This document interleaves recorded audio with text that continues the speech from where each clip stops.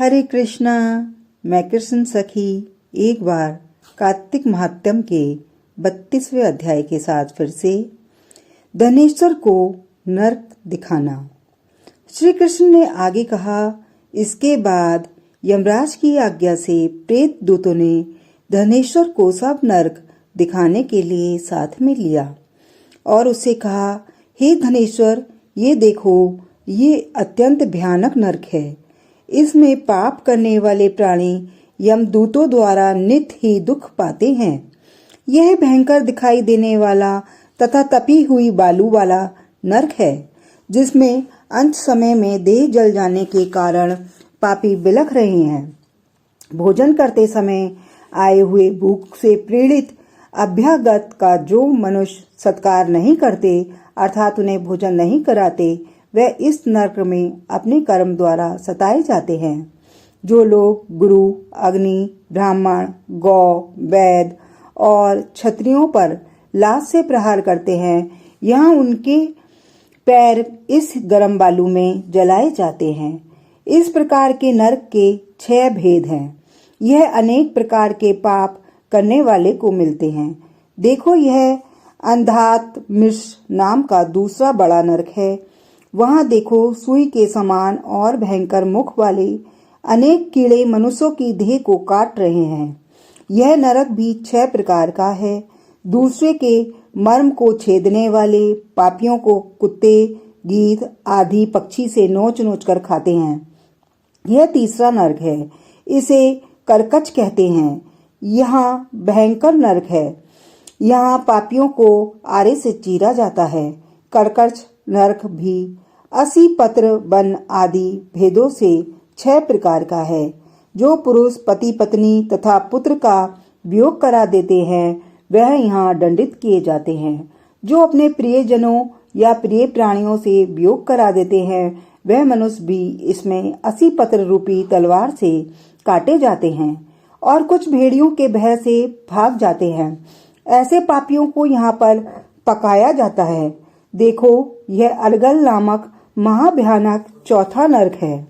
यमराज बोले, हे धनेश्वर, इसमें पापी लोग इधर उधर चिल्लाते हुए भाग रहे हैं। इधर देखो, अनेक प्रकार के फंदों से बांधकर यमदूत पापियों को पीट रहे हैं। यह नरक भी बद इत्यादि भेदों से 6 प्रकार का है। आगे इस 5वें नरक को देखो। इसका नाम कूट सालमली है। इसमें सैमल के कांटे अंगारों की तरह शरीर को छेदते हैं।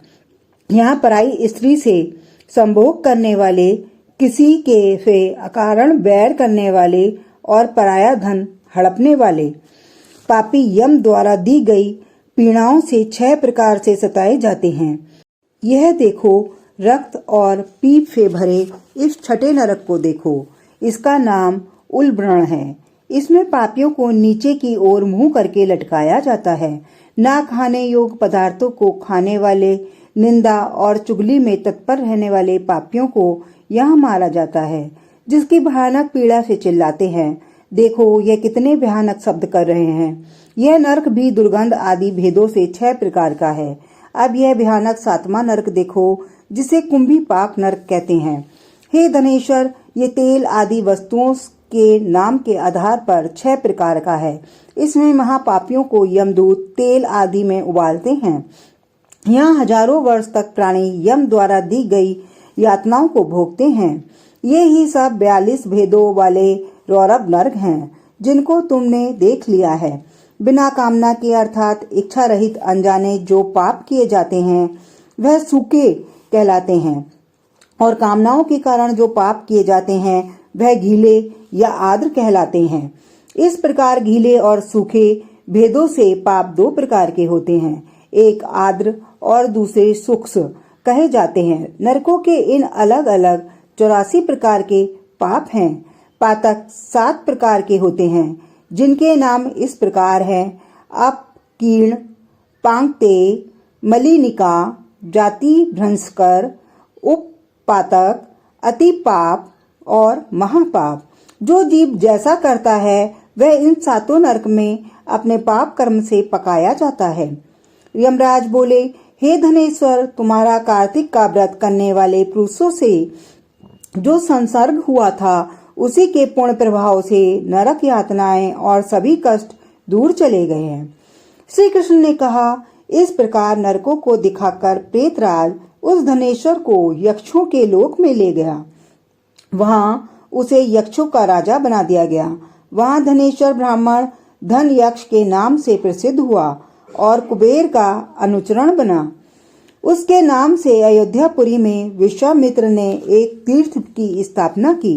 कार्तिक मास का व्रत अत्यंत प्रभावशाली है और भक्ति मुक्ति आदि का देने वाला है, क्योंकि अनेक पाप करने वाला मनुष्य भी कार्तिक व्रत करने वाले के दर्शन कर लेने मात्र से मुक्ति प्राप्त कर लेता है। हरे कृष्णा कृष्ण कृष्ण हरे हरे, हरे राम राम राम हरे हरे। फिर मिलते हैं कार्तिक महात्म्य के 33वें अध्याय के साथ।